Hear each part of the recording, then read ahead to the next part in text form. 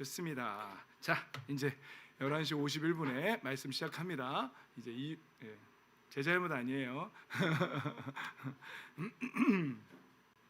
자, 오늘은 마음의 할례라는 제목으로 예레미야 3장 22절에서 4장 4절까지 말씀 교독하고 잠시 은혜를 나누도록 하겠습니다. 우리 다 일어나서 하나님 말씀 읽겠습니다. 교독합니다. 너희 변절한 자녀들아, 내가 너희의 변절한 마음을 고쳐줄 터이니 나에게로 돌아오노라.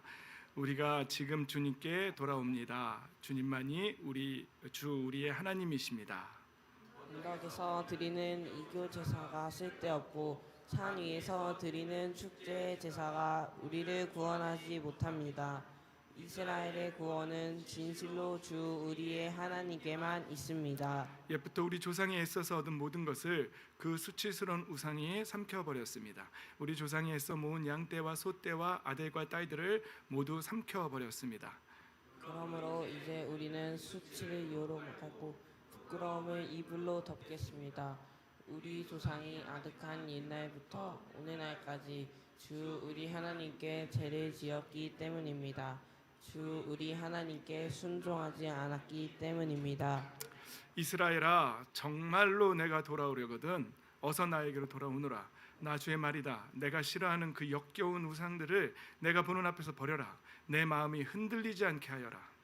내가 주님의 살아계심을 주고 진리와 공평과 정의로 서약하면 세계 만민이 나를 지도할 것이고 나도 그들에게 복을 베풀 것이다. 참으로 나 주가 말한다. 유다 백성과 예루살렘 주민아, 가시덤불 속에 씨를 뿌리지 말아라. 묵은 땅을 갈아엎고서 씨를 뿌려라.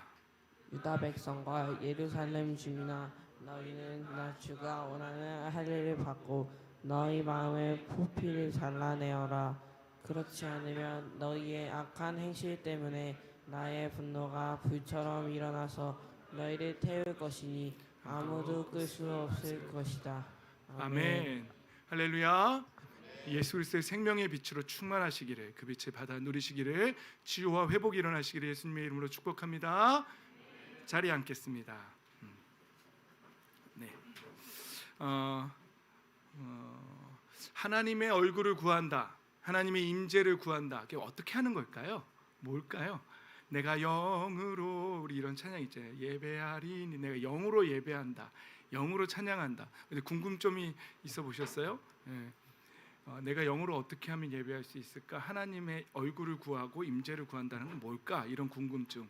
제가 오늘도 찬양할 때에 하나님 앞에 하나님의 영, 거룩한 영, 성령이라고 하고, 예전에 성경이 번역이 바뀌기 전에 성신이라고 그랬거든요. 거룩한 신이라고 했거든요. 그 하나님의 신이, 하나님의 영이 내게 임재하기를, 그리고 나를 압도하기를, 나를 다스리시기를, 그 마음을 가지고 이렇게 찬양할 때 그렇게 해요. 그리고 나를 내어드려요, 하나님 앞에. 그리고 하나님의 영이 내게 임하기를 간절히 바라면서 기도하며 그렇게 예배해요. 그게 제가 하나님의 얼굴을 구하는 시간들이에요. 그리고 평상시에 혼자 기도할 때도요, 저는 하나님 앞에 그 마음으로 나아가요. 하나님, 나를 하나님 앞에 내어놓습니다. 하나님의 영, 성령 하나님 나에게 임재하소서 하면서, 그러니까 뭘 거부하거나 그런 게 없어요. 그냥 하나님 앞에 내 자신을 드려요. 내 마음의 문을 열고 하나님 임재하소서라고 그렇게 하나님의 얼굴을 구하면서 기도해요. 그때 우리에게 하나님의 영이 임할 줄 믿습니다. 근데 무당들이 받는 그런 귀신들하고는 차원이 다르죠. 우리 하나님은, 우리 성령 하나님은 거룩하신 분, 하나님의 영이시고, 우리 안에 임재하시면 우리의 삶을 거룩하게 완전히 바꿔버리시는, 우리의 생각을 완전히 뒤집어 엎으시고, 우리가 세속적으로 살던 사람이라 할지라도 하나님의 영이 임하면 그 사람은 그 내면이 완전히 거룩함을 추구하는 사람으로 바뀌어요. 물론 우리가 타락한 본성이 있기 때문에 여전히 죄의 유혹을 받습니다. 그리고 과거의 그 타락한 본성이 불쑥불쑥, 저도 운전하다가 보면은 뭐 툭툭 나올 수도 있어요. 그러나 그거는 우리가 완전히 하나님 앞에 가서, 천국에 가서 영화롭게 될 때까지는 어쩔 수 없이 이 세상에서 계속해서 성화의 과정을 밟으며 영적인 전쟁을 할 수밖에 없는 부분이죠. 하지만 방향 자체가 세상으로 향하고 있던 사람이 이제 방향이 틀어진 거예요. 하나님께로 돌린 거예요. 그 마음을 하나님께로 돌이키게 하는 거예요. 그 성령 하나님 우리에게 그렇게 하세요. 그래서 때로는 우리가 안 좋은 말을 하잖아요. 그러면은 우리 안에서 제가 경험한 성령님은 그래요. 제 심장을 쿵쾅쿵쾅 뛰게 하세요. 그러면서 깨닫게 하세요. 너 그 말 내가 좋아하는 말이 아니야 라고 그렇게 말씀하시는 것 같아요. 너 지금 그 행동 옳지 않아 라고 말하는 것 같아요. 그래서 제가 하다가 무슨 말을 하다가 심장이 바르르 뛰잖아요. 그럼 멈춰요. 멈추고 하나님께 여쭤봐요. 근데 어쩔 때는 제 타락한 본성이 성령님을 압도하고 계속 갈 때도 있어요. 그러면은 그러니까 성령을 쫓아 사는 사람이에요? 내 타락한 본성을 쫓아 사는 사람이에요? 그럴 때는 타락한 본성을 쫓아가는 거죠. 하지만 방향 자체는 하나님께로 바뀌어서 제가 세속적이던 사람이 하나님의 나라를 꿈꾸고 하나님의 영광 위에 살고 내 생명을 하나님 앞에 드리겠다고 하고 하나님이 나의 모든 것 되신다라고 고백한 그런 사람이 돼요. 그래서 삶 속에서도요 거룩함을 추구하는 삶을 살아가게 되는 거예요. 그와 같이 하나님 앞에 거룩함을 추구하는 거룩한 백성 여러분 다 되신 줄 믿습니다. 아멘. 내가 정말 하나님의 자녀가 되었나 거듭났나 그거 딱 돌아보는 방법이 딱 하나 있어요. 잘 모르는 사람도 있을 거 아니에요. 그렇죠? 그러면은 내가 죄의 기준이 바뀌었나? 과거에는 죄가 아니라고 생각하고 막 하던 건데 지금은 이거 하나님 싫어하시는 건데라고 죄의 기준이 바뀌었나? 이걸 물어보면 돼요. 여러분 바뀌셨어요? 죄의 기준이?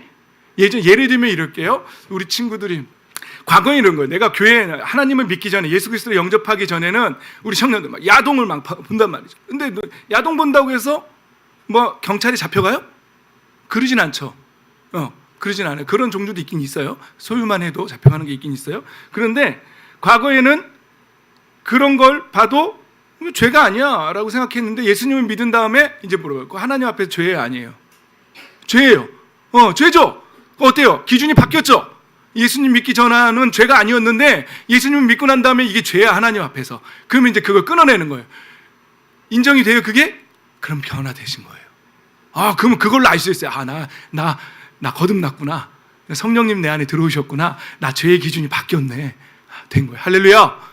마음이 놓이시죠? 예수님은 나의 주 나의 하나님을 고백하세요. 그럼 된 거예요. 그럼 거듭난 거예요. 이제 이 영적인 그 성화의 과정만 밟으면 되는 거예요. 좋아요. 여러분 그렇게 거룩한 백성이 된 줄 믿습니다.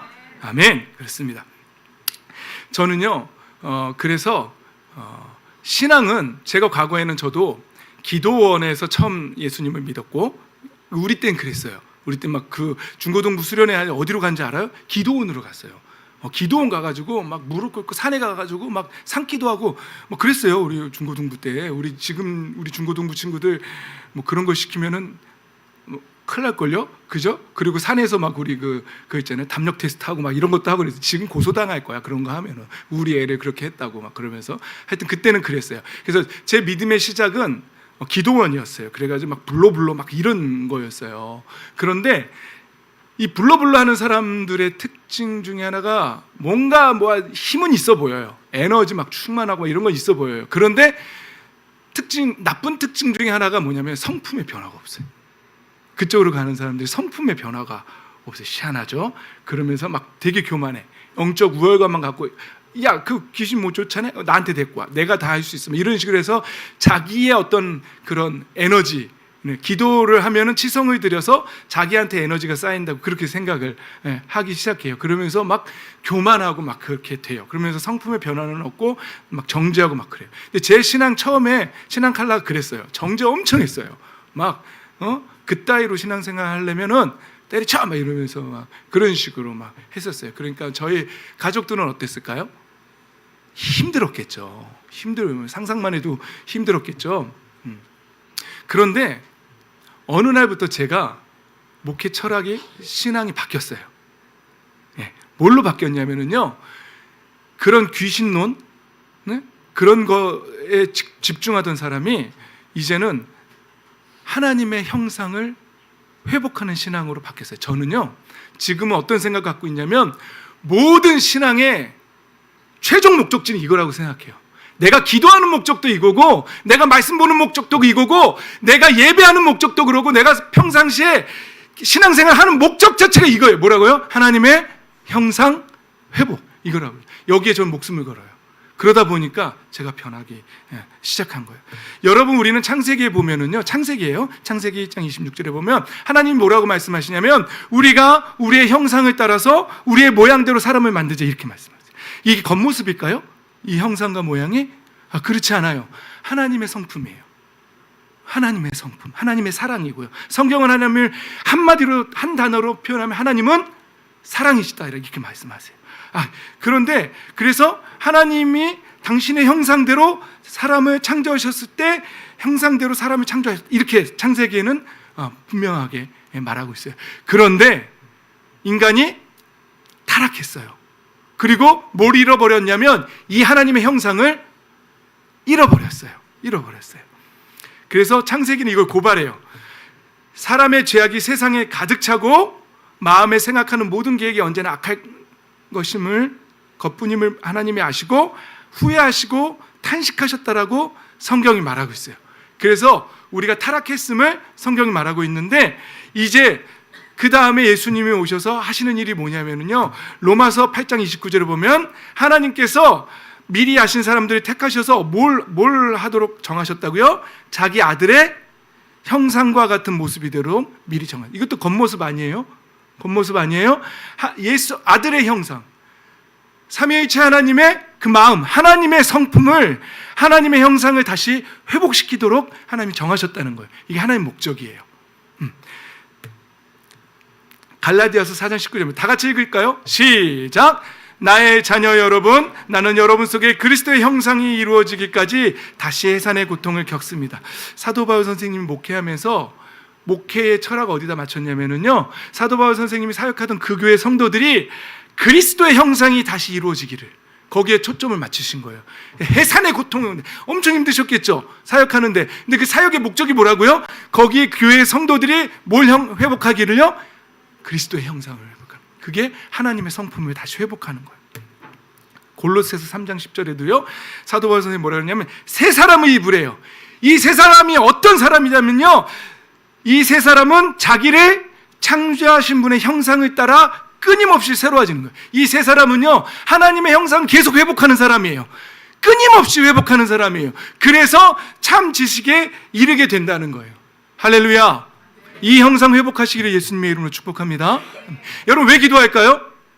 여러분 나 좋은 대학 가게 해주시고 돈 많이 주시고 이것 때문에 기도할까요? 아니요. 그 기도의 목적이 그거면 안 돼요. 기도의 목적이 그거면 안 돼요. 그게 아니고 우리가 기도하는 목적은요, 잃어버린 하나님의 형상, 내 타락한 본성 때문에 내가 이 세상의 것을 따르며 악한 본성으로 살아가는 사람인데 다시 하나님의 그 잃어버린 형상을 회복하기를 원합니다. 이게 기도예요.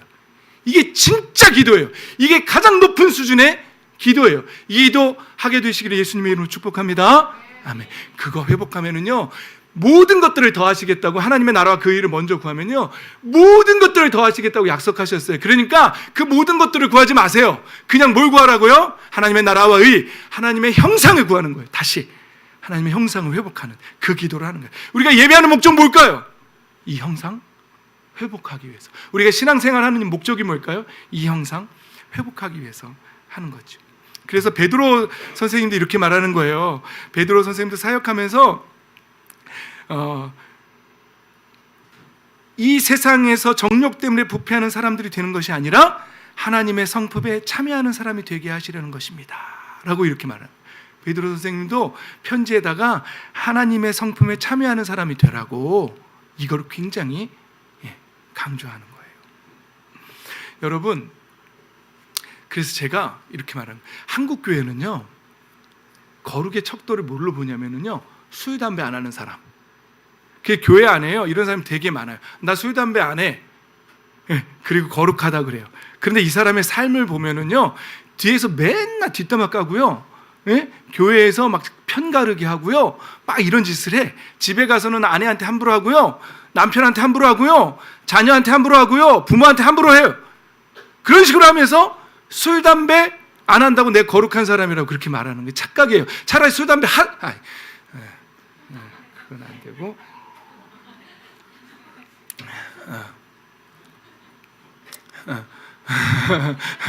하면 안 되고 하라는 게 아니고 술 담배보다도 더 악한 게 삶 속에서 하나님의 형상을 회복하지 않는 삶이에요.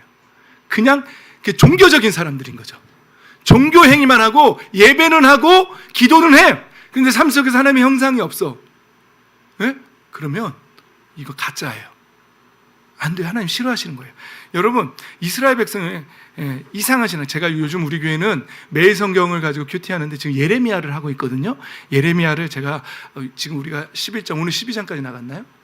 그 묵상한 부분에서 여러분들의 엑기스마 여러분들한테, 여러분 이스라엘 백성들의 신앙을 예레미야가, 하나님께서 예레미야를 통해서 뭐라고 말하냐면요, 간에 붙었다, 실개에 붙었다, 실개가 아니라 쓸개에 붙었다 하는 신앙이라고 이렇게 얘기해요. 어쩌면 그렇게 지조도 없이 이렇게, 지금 이 말씀은 하나님을 의지하지 않고 아시리아 의지했다가 이집트 의지했다가 막 이러는 신앙을 말하는 거예요. 그러면서 하나님을 의지하지 않는 신앙, 그 간에 붙었다 쓸개 붙었다 하는데 그게 신앙을 이제 비판하는 말씀인데, 2장 27, 예레미야 2장 27절에 보면은요, 그들은 나무를 보고 아버지라고 불러요. 나무, 막 그럴싸한 막 천년묵은 막 은행나무 이런 거 보면은 막 이게 뭔가 나한테 뭔가 해줄 것 같아, 아버지라는 거예요. 그리고 돌, 엄청 그럴싸한 막 큰 바위 얼굴, 이런 돌 보고 어머니라고 하고, 막 우상이죠. 그런 거 섬기면서 나한테 등은, 이게 어떤 모습이에요? 하나님 앞에 등은 돌리고 얼굴은 안 되네. 오늘 목이 잘 안 돌아가는데, 얼굴은 돌리지 않고 있다가 그런 식으로 신앙생활 하다가 환란이 오면 구해주세요, 이런 되는 거예요. 이게 간에 붙었다, 쓸개에 붙었다 하는 신앙이라는 게 이상한 신앙이라는 거예요. 3장에는 뭐라 그러냐면요, 너희는 지금 나를 하나님 앞에 아버지라고 부르면서 오랜 친구라고 하면서, 여러분 무슨 찬양 생각나요? 나는 주의 친구, 이 찬양 생각나요? 예, 그렇게 하면서 하나님은 끝없이 화를 내는 분이 아니다 하면서, 언제까지 진노하는 분이 아니다 하면서 온갖 악행을 마음껏 저지르는 거예요. 예배하는 모습이 있는 거예요. 나는 주의 친구라고 막 팡팡 뛰면서 찬양을 해요. 근데 삶 속에서 하나님 다 용서해 주셔 그러면서 여전히 죄에 머물러 있는, 이상하죠? 이상한 신앙이에요. 이스라엘 백성이 이상한 신앙을 지금 예레미야를 통해서 하나님이 꼬집고 있는 거예요. 여러분들 그러시면 안 돼요? 그러면 안 된다는 거죠. 그러면서 그들이 그런 우상을 섬기는 걸 가벼운 일로 여기고 그 땅을 더럽히고 심지어 돌과 나무를 음란하게 섬겼다, 이렇게 말하면서 이런 온갖 음행을 하면서도 배신한 자매 유다는 건성으로 나에게 돌아오는 척만 하고 진심으로 돌아오지는 않았다, 나 주의 말이다.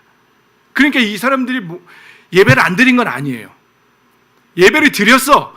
예배를 드렸는데 건성으로 그냥 척만 하는 거예요. 우리 하나님 섬기고 있습니다 이러면서 그거만 하고 있는 거예요. 그런데 하나님이 이 이스라엘 백성들한테 뭐라고 말하냐면, 예레미야를 통해서 이게 그냥 죄만 짓고 마는 게 아니라요, 여러분 하나님이 우리에게 주시는 축복을 삼켜버린다고 말하는 거예요. 그 죄악이 너를 벌하고 그 배신이 너를 징계할 것이다 말하면서요, 오늘 우리가 읽었던 본문에 옛적부터 우리 조상이 하나님 앞에 받았던 그 가나안 땅이나 거기서 좋은 과실과 이런 거를 받았는데, 우리가 우상을 섬기는 그 행위로 말미암아 우리 그걸 삼켜버렸다는 거예요. 우상이 삼켜버렸다라고 이렇게 말하는 거예요. 여러분 하나님 앞에 죄 짓지 마십시오. 하나님 앞에 죄 지으면은요, 그 죄가 축복을 삼키는 거예요. 여러분 인생이 하나님 앞에서 풀어지기를 원하세요? 삶의 문이 열려나가면서 빛의 열매가 맺히고 빛으로 나아가기 원하세요? 그럼 죄를 끊어야 돼요. 죄를 끊어야 돼요. 죄는요, 하나님께서 우리에게 주시는 축복을 삼켜버립니다. 4장에는 이렇게 나와요. 너의 모든 길과 행실이 너에게 이러한 재앙을 불러왔다는 거예요. 너의 행실이 재앙을 불러온다는 거예요. 그리고 너의 죄악이 너에게 아픔을 주었고 그 아픔이 너의 마음의 속에까지 파고들었다, 이렇게 말한 거예요. 너의 모든 죄악이 축복을 누리지 못하게 하였고 너의 온갖 범죄가 주고 그 좋은 것들을 가로막는다는 거예요. 너에게 이르지 못하게 한다는 거예요. 여러분 하나님 앞에 짓는 죄가 아무것도 아닌 게 아닙니다. 그 죄는요, 축복을 삼키고 축복을 가로막고 누리지 못하게 만드는 거예요. 죄가 생각나거든 반드시 회개하십시오. 반드시 제거하고 하나님 앞으로 돌아오십시오. 그렇게 되시기를 예수님의 이름으로 축복합니다. 아멘. 예. 그리고 죄악은 우리 인생의 6장에는 이렇게 말해요. 걸림돌이라고 말해요. 하나님 앞에 범죄하는 것들이 우리 인생의 걸림돌이 된다고. 이런 인생 사시면 안 돼요. 축복이 가로막히고 누리지 못하고 오히려 하나님 앞에서 걸어가는데 걸림돌이 생기는 인생, 이런 인생 생기면 안 돼요. 제가 여기 적진 않았는데요, 사방이 두려움으로 쌓이는 말씀도 있어요. 사방이 공포로 쌓이는 인생이 돼요. 하나님 앞에 죄 범죄하는 거를 우습게 여기지 마세요. 반드시 회개하시기를 예수님의 이름으로 축복합니다. 자, 이런 이스라엘의 이상한 신앙을요, 6장에서 뭐라고 말하냐면요, 스바에서 들여오는 향과 먼 땅에서 가져오는 향료가 나에게 무슨 소용이 있느냐. 너희가 바치는 온갖 번제물도 싫고 온갖 희생제물도 마음에 들지 않는다. 여러분, 이스라엘 백성들이 희생제물 드렸다는 거예요, 안 드렸다는 거예요? 하나님 앞에 향신료도 바쳤다는 거예요. 하나님 앞에 향 막 좋은 거 향료를 막 바쳤다는 거예요. 그러면서 그러니까 이건 종교인인 거죠. 그렇죠? 종교인인 거예요. 그러면서 삶 속에서는 변화가 없는 거예요. 그 사람의 말이나 그 가정 안에서의 삶이나 하나님 앞에 나아가는 모습 전혀 변화가 없는 거예요. 그냥 나와서 예배만 드리는 거예요, 종교인으로서. 그래서 이 예레미야서에 제가 정말 재미있는 표현이 나오는 게 뭐냐면, 예레미야한테 가가지고 야, 쟤네들 좀 시험해봐라. 도대체 쟤네 정체가 뭐냐? 하나님이 이러는 거예요. 여러분들한테도 하나님이 그렇게 말씀하실 수 있어요. 우리한테도. 야, 니네 지금 이렇게 나와서 예배하는데 니네 정체가 도대체 뭐냐?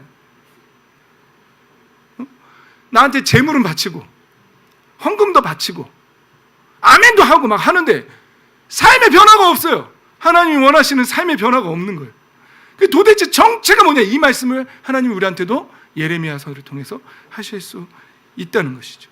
그러면서 그들은 반항하는 자들이고 모함이나 하고 돌아다니고 마음이 완악하기가 노새와 무새와 같다. 모두 속속들이 썩은 자들이다. 이렇게 표현하는 거죠. 그래서 오늘 읽은 본문으로 다시 돌아가면요, 이렇게 말하는 거예요. 너희 변절한 자녀들은, 하나님은 항상 예레미야서에 반복되는 게 있어요. 니네 가만 안 둘 거야. 니네 이제 내가 적군을 불러서 니네 다 칠 거야. 막 그랬다가 또 갑자기 돌아와.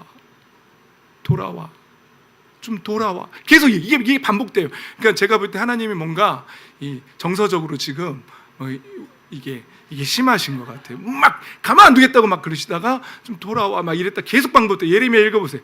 모든 선지서가 다 그래요. 막 불같이 화내셨다가 그러지 말고 좀 돌아와 막 이러시고 막 그런단 말이죠. 그랬더니 이제 이스라엘 백성들이 우리가 지금 주님께 돌아옵니다. 주님만이 우리 하나님이 이렇게 말을 해요. 그랬더니 4장에서 뭐라고 말하냐면, 하나님께서 정말로 돌아오려거든 확실하게 딱 분명하게 어서 돌아오라는 거예요. 그리고 우상들을 내가 보는 앞에서 버리고, 그리고 내 마음이 흔들리지 않게. 우리 이 찬양 불렀죠. 내 영혼이 확정되고 이게 다윗의 고백이잖아요. 그렇죠. 다윗이 사울왕을 피해서 도망다니고 엔게디 광야에서 그 굴에 숨었을 때, 그때 다윗은 내 마음을 그래도 모든 상황 속에서 하나님 찬양합니다. 왜냐하면 나는 내 마음을 하나님께 온전히 정했기 때문에 찬양합니다. 하나님이 원하시는 건 뭐예요? 그 마음이에요. 우리한테 무슨 큰 헌금을 바라시고 그러는 거 아니에요. 그래도 헌금 내셔야 됩니다. 11조 분명하게 내시고요. 그건 나중에 또 설교하고. 근데 하나님 그거보다도 그것만 내고 마음 이거 안 오는 거 하나님 원치 않으세요. 여러분, 하나님이 원하시는 건 번제물, 희생제물, 향료 이런 거 말고 확실한 마음. 하나님, 내가 하나님 앞에 내 마음을 정했습니다. 내 마음은 하나님 겁니다. 주님만 바라봅니다라고 그 마음을 드리는 거예요. 그게 하나님께서 흔들림 없는 마음. 이거 하나님이 원하시는 줄 믿습니다. 아멘. 그러면서 오늘 읽었던 본문에는 하나님께서 이렇게 말한 거예요. 나 주가 원하는 할례는 겉으로만 하는 할례가 아니라 뭐라고요? 마음에 받는 할례. 마음에 받는 할례 받으시기를 예수님의 이름으로 축복합니다. 4장 14절입니다. 예루살렘아, 내가 구원을 받으려면 너의 마음에서 악을 씻어버려라. 하나님이 원하시는 건요, 종교 행위가 아니라 마음에서 악을 씻는 거예요. 진짜 우리의 마음을 하나님 앞에 드리는 거예요. 마음에서 악을 씻으시기를 예수님의 이름으로 축복합니다. 아멘. 자, 5장으로 갑니다. 하나님이 예레미야를 통해서 이렇게 말씀하시는 거예요. 야, 쟤네들은 정말 말하는 것하고 사는 것이 다르다, 이런 거예요. 하나님이 예레미야를 통해서 이스라엘 백성들을 꼬집는 거예요.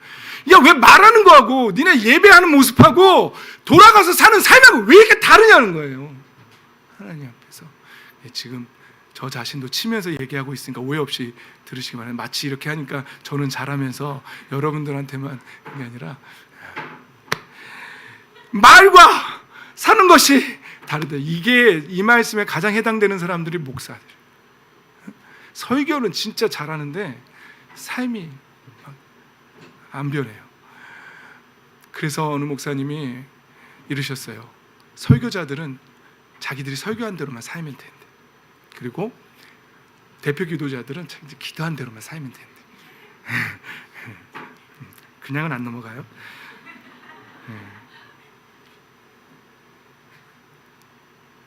그래서 7장으로 가면, 예레미야서 7장으로 가면요, 예배하려고 문으로 오는 모든 사람에게 뭐라고요? 너희의 모든 생활과 행실을 고쳐라 라고 말하는 거예요. 우리 하나님은요, 우리를 예배 모습으로 보시는 게 아니라 삶의 모습으로 보는 거예요. 삶에서 무슨 말 하는지, 삶에서 하나님의 형상을 닮은 다른 형상들한테 어떻게 대하는지, 이거 보시는 거예요. 하나님 앞에서 그 무엇보다도 마음을 원하시는 하나님. 여러분, 제가 초반에도 말씀드린 것처럼 신앙의 전부는 이게 답니다. 하나님이 하나님의 형상대로 우리를 창조하셨는데 우리가 그 형상을 잃어버렸어요. 그리고 지금은 예수님을 통해서 다시 자녀를 삼으셨고 우리로 그 형상을 다시 회복하라는 거예요. 그 형상을 회복하는데 제일 중요한 건 하나님 앞에 우리의 마음을 회복하는 거예요. 하나님 정말로 원하시는 거예요. 하나님 앞에 마음을 들이면서 나가십시오. 그 어떤 것보다도 하나님 앞에 마음을 들이세요. 마음을. 하나님이 가장 원하시는 거예요. 하나님 앞에 도대체 정체가 뭐냐라는 그런 신앙으로 드러나지 마시고 하나님 찾으시는 그 한 사람, 하나님 원하시는 그 마음 하나님 앞에 드려서 축복이 막히는 인생이 아니라, 축복이 삼켜지고 장애물이 놓여지는 인생이 아니라 하늘 문이 열리고 삶의 문이 열리고, 그래서 축복을 받아 누리는, 손을 대는 것마다 열리고 회복되는 놀라운 역사. 우리 자녀들도 여러분들이 이 다음에 결혼해서 자식을 낳는데 그 자식들이 손을 하는 일마다 다 열린다고 생각해 보세요. 할렐루야죠. 찬양하죠. 근데 어떤 인생은요, 잘 되던 건데 그 사람이 건드리잖아요. 인간 버그가 있어요. 망가져. 실질적으로 기계가 망가지는 사람도 있고요, 진짜 실질적으로 뭐가 일이 꼬이는 사람들이 있어요. 그런 사람들 조심하십시오. 그런 사람들하고 결혼하면 안 돼. 고쳐 쓰기도 하십시오.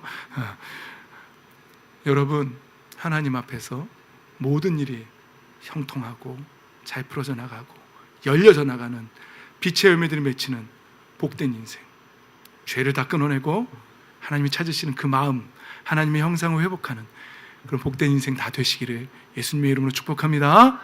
아멘.